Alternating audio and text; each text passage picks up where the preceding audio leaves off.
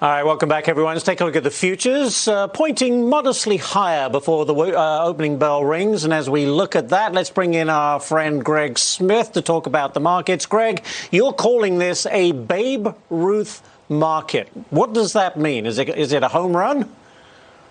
Hey, good morning, Ashley. Well, I've been pontificating to viewers all year, particularly since May. My bullish view is that I believe you hold on to your equities, that the markets, particularly the major indices, are going to continue to trade higher, and that we would continue to set records into year end. And as of today, it's definitely official. We are in a Babe Ruth market as we continue new records, just like the home run king. So I continue to be bullish on the outlook for long-term equity holders, but there is an underbelly to this good news, and I am sounding a small alarm bell. Would you be surprised if I told you that 2/3 of all IPOs that were done in 2021 are actually trading below their issuance price? So I think this is actually a small area of concern because, look, an IPO is really the holy grail of the American dream, right? And it's pretty sad for these great companies to do an IPO and to show up and to find out the emperor has new clothes on, right? And for these companies to be traded. So we saw a record 626 billion in issuance last year of equities.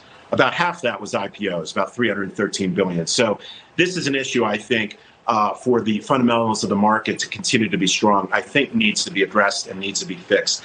I'd like to see better performance in these IPOs coming to market. And I think one area that can be fixed is actually looking at the lockups for insiders selling these. So I'm probably going to have a lot of enemies. They're not going to like what I'm having to say, but right now you have 6-month lockups on IPOs.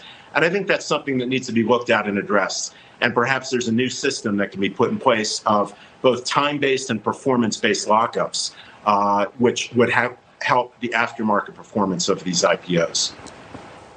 All right. So all hate mail, again, goes to Gregg Smith on regulating on lockups. All right. We got that, Greg.